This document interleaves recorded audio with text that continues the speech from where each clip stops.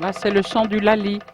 Lali est l'instrument de musique creusé dans le bois qui servait de cloche pour appeler tout le monde à Mesdames une et réunion messieurs, nous quelconque accueillons la première délégation Le tohéré des îles Cook en tahitien. en tahitien.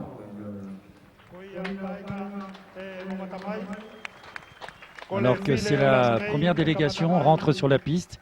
Il s'agit de la délégation des îles Cook. Peut-être un mot sur le panneau là qu'on vient d'apercevoir, Lucia. Effectivement, Gilles, les écriteaux ont été ornés pour que le nom du pays soit en lettres gothiques. Et pour répondre au slogan des mini-jeux 2013 à Wallis et Futuna, c'est un bois en bourrao, tout simplement. Et sur un bout de contreplaqué orné des deux motifs de tapa, les motifs émanant des tapas géants et le motif que nous avons l'habitude de mettre sur les tenues de tous les jours. Voilà pour le travail qui a été fait par une professeure d'art plastique et qui a donc conçu ça pour que ça soit aussi de la partie.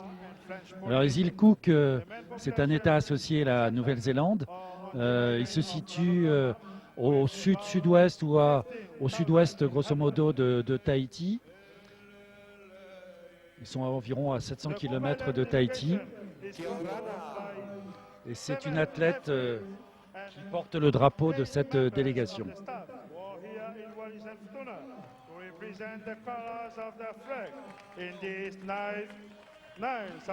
Oui, Gilles, j'ai oublié de dire, car si en Occident on défend les couleurs, ici à Ouvéa et Futuna, on hisse la palme de cocotier du Fénois. C'est la raison pour laquelle cette palme de cocotier, elle est présente sur les écriteaux qui sont portés par les institutrices en général. Voilà, les athlètes de Cook et les officiels qui saluent la tribune officielle. Nous accueillons la délégation. Et la délégation qui suit, c'est la délégation des îles Fidji. C'est une délégation extrêmement importante en volume.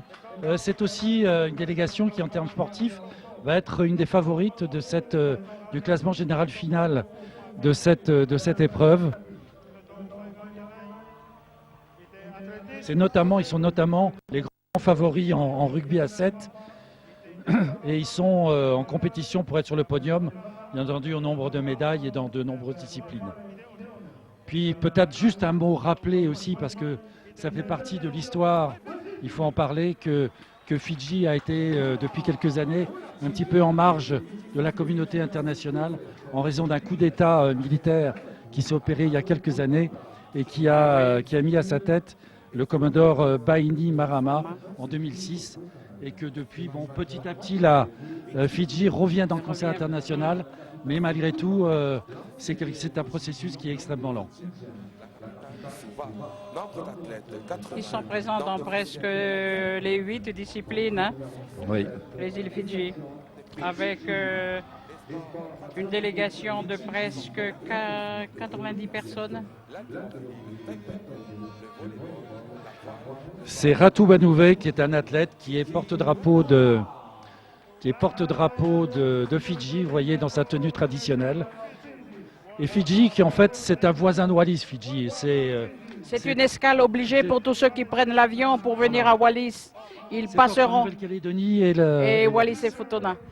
Et vous voyez l'importance de la délégation que Maha nous montre bien là sur ce plan-là. Alors les concurrents des Fidjiens seront principalement les Papous, la Nouvelle-Calédonie, peut-être Tahiti, et on l'espère Wallis, qui est dans certaines disciplines. Ils sont venus nombreux, Gilles, parce qu'ils vont accueillir les prochains Jeux. Excusez-moi, c'est plutôt de la Papouasie-Nouvelle-Guinée dont je parle. Les prochains Jeux du Pacifique. Et les prochains Jeux du Pacifique.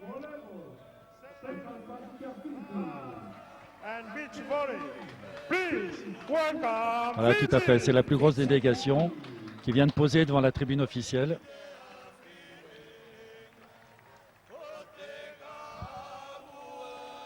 Tous aussi, pareil, avec une tenue traditionnelle. Alors c'est un paréo, on dit ça en tahitien. Comment s'appelle ce paréo en wallisien? Cette tenue qu'ont les Fidjiens? Je pense que c'est spécifique de Fidji. Ce paréo identifie bien Fidji. À chaque manifestation, il porte toujours ce genre de lava, je dirais. L'anglais. Nombre d'athlètes 6, nombre d'officiels 3. Les sports pratiqués. Alors on va prendre un peu plus de temps pour Fidji, effectivement, vu l'importance de la délégation.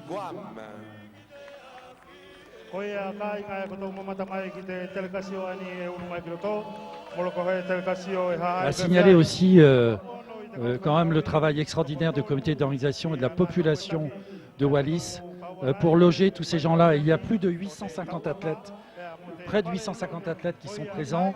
Il y a plus de 250 accompagnateurs. Il y a les équipes de France Télévisions, il y a des médecins. Il y a beaucoup de monde qui est venu sur le territoire. C'est une augmentation de 10 à 15% de la population. C'est considérable. Il faut loger, il faut nourrir toute cette population. Il faut les véhiculer. Donc c'était toute une organisation et toute la difficulté résidait justement dans cette recherche de volontaires, de bénévoles, de véhicules.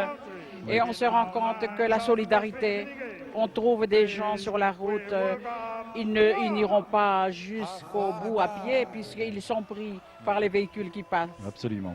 Donc voilà la délégation de Guam, la petite délégation de Guam. Guam, ben, c'est peut-être un nom, c'est sûrement un nom qui vous dit quelque chose, puisque la bataille de Guam pendant la Seconde Guerre mondiale a été une des grandes batailles dans la guerre entre les Japonais et les Alliés menée par les Américains. Et c'est une île découverte par Magellan en 1520. D'ailleurs, toutes les îles ici dans le Pacifique ont été découvertes par Magellan, par Bougainville, par Schouten, Le Maire, etc. Oui, et Guam Voilà. se distingue par son université de 3000 étudiants, la plus active du Pacifique. Hein. L'île bénéficie de tous les avantages du port franc qui a été établi par le premier gouverneur civil après la guerre. L'île a été attaquée par le Japon 3 jours après l'attaque de Pearl Harbor. Donc Guam a depuis hérité d'une économie florissante qui a fait d'elle un nouvel Hong Kong, je dirais. Et juste une anecdote, Guam est aussi une île infestée par les serpents. C'est Et assez Guam- curieux. Et Guam sera représenté à ces mini-jeux du Pacifique par 6 athlètes et 3 accompagnants. Juste pour terminer sur les serpents à Guam, on compte 3600 serpents par kilomètre carré, vous imaginez? Et l'île, en début 2013 de cette année, l'île compterait 2 millions de serpents. Voilà. Et il n'y a toujours pas de prédateurs. Exactement. On arrive sur les Kiribati.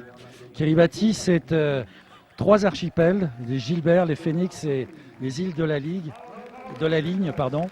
et qui se déroulent sur une très grande distance au nord de toute la zone du Pacifique. C'est 3 millions de kilomètres carrés, 3 500 000 kilomètres carrés, très étirés, avec des problèmes de communication extrêmement importants entre les diverses îles. Effectivement, la capitale, c'est Tarawa, avec le gilbertin comme langue et l'anglais. Alors juste une anecdote aussi sur Kiribati, par son étendue et les milliers de kilomètres qui vont de l'est à l'ouest, ces Kiribati ont été pendant une période, jusqu'en 2000, ont chevauché la ligne de changement de date et qu'on soit à l'est ou à l'ouest des Kiribati, on n'était pas le même jour, ce qui compliquait sérieusement la vie, et ils ont décidé en 2000 d'unifier tout ça et ils sont devenus un pays du soleil levant, c'est-à-dire qu'ils sont passés à l'ouest. Et pour ces mini-jeux, les Kiribati seront au nombre de 6 athlètes et 4 accompagnants, Gilles. Les Kiribati sont indépendants depuis le 12 juillet 1979. Et là-bas, il faut signaler que la montée du niveau des eaux, elle est réelle. Les Gilbertins sont des spécialistes reconnus aussi pour les pirogues à balancier. Ce sont des très grands navigateurs. D'ailleurs, beaucoup d'habitants de cette région sont de formidables navigateurs parce qu'ils n'ont pas d'autre choix dans les îles où ils habitent pour aller d'une île à l'autre pour découvrir. Il n'y a pas de 36 solutions. On y va sur des pirogues et souvent des esquifs très frêles.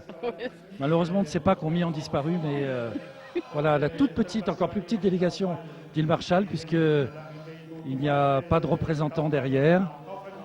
Les îles Marshall, je rappelle, Ils seront présents, Gilles, avec 5 personnes, 3 athlètes et 2 participants. Mais qui ne sont pas là pour le moment, qui ne sont pas venus à la cérémonie Ils seront d'ouverture. peut-être là que pour les compétitions. Puis juste de rappeler un mauvais souvenir pour les Marshall, c'est que c'est le premier site d'expérimentation nucléaire des Américains.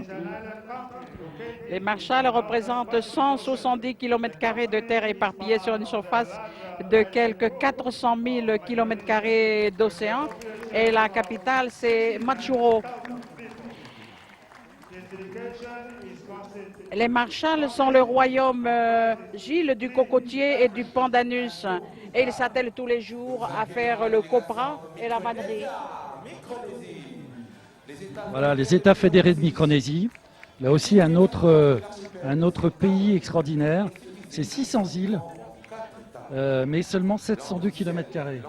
C'est tout à fait incroyable. C'est aussi un des pays les plus pauvres du monde. 107 665 habitants, Gilles, Voilà. pour la Micronésie. Là-bas, le président est à la fois chef de l'État et chef du gouvernement. Et la Micronésie est en libre association avec les États-Unis, avec une agriculture dominée par la production de l'huile de palme. On y cultive la banane, le copra. Il y a une conserverie de thon et le pays exporte du corail, de joaillerie et il vit aussi du tourisme. Micronesia is here. Come with me and approach them. Welcome, Micronesia. The delegation is not too large and is only Vous voyez, le défilé des délégations se poursuit avec la Micronésie donc, qui arrive devant la tribune officielle.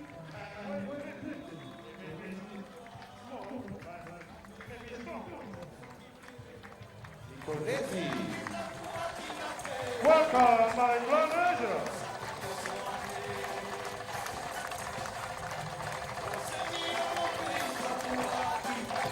Nous accueillons la délégation de Nauru. Puis la délégation de Nauru qui va arriver derrière. Nauru aussi, c'est un tout petit pays, 21 km², quelques milliers d'habitants, très peu. C'est un pays qui a été surexploité, dont le phosphate a été surexploité pendant des années. Et maintenant, l'île est un peu une mine abandonnée à ciel ouvert. Et aujourd'hui, Nauru essaye de trouver des subsides complémentaires. Et ils ont accepté une proposition d'Australie contre 330 millions d'euros d'accueillir les demandeurs d'asile clandestins d'Australie qui sont ensuite installés sur l'île de Nauru. Le porte-drapeau est un haltérophile. Vous voyez, il a un beau gabarit d'ailleurs. Et avec un seul bras, il porte ce drapeau. Peter Yukio. J'ajouterais que les lettres gothiques là, qui ont été utilisées pour bien signaler Nauru par exemple, c'est l'héritage qui a été laissé aux jeunes filles de l'époque par les sœurs missionnaires parce qu'ils n'avaient que ça comme activité, c'est broder. Et la broderie, quand on la voit sur un paréo, c'est que c'est une tenue d'apparat quand c'est brodé. Nauru will compete in athletic, weightlifting and volleyball. This delegation represents its regional Le night drapeau South de Nauru. Welcome, Nauru.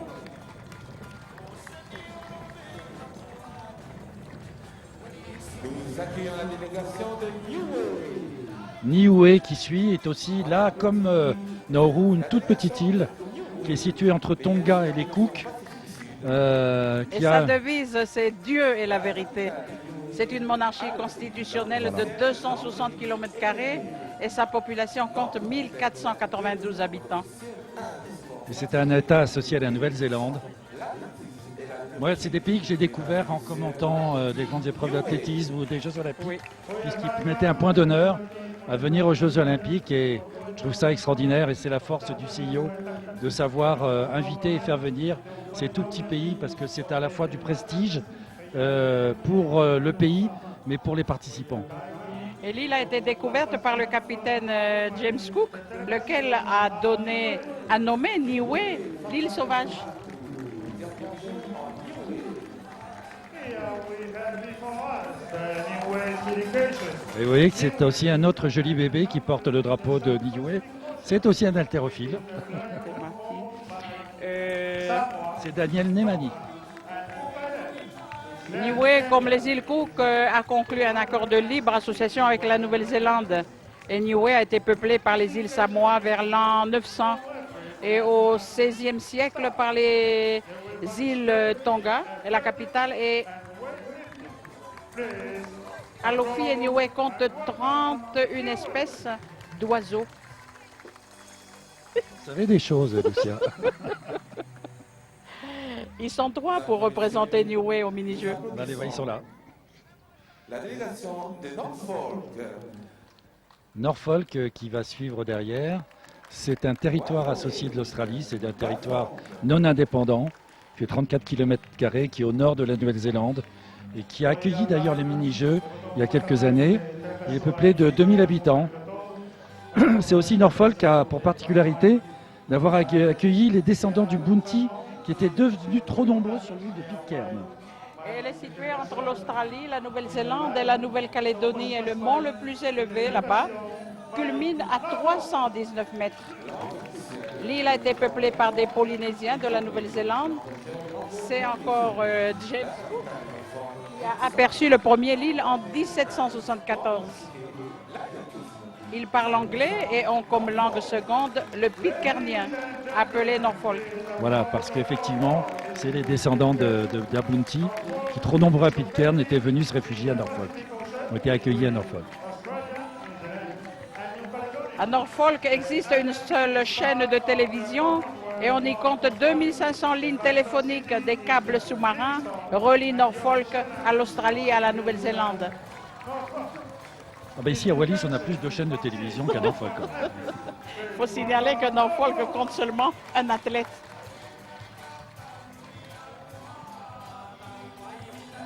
Mesdames et messieurs,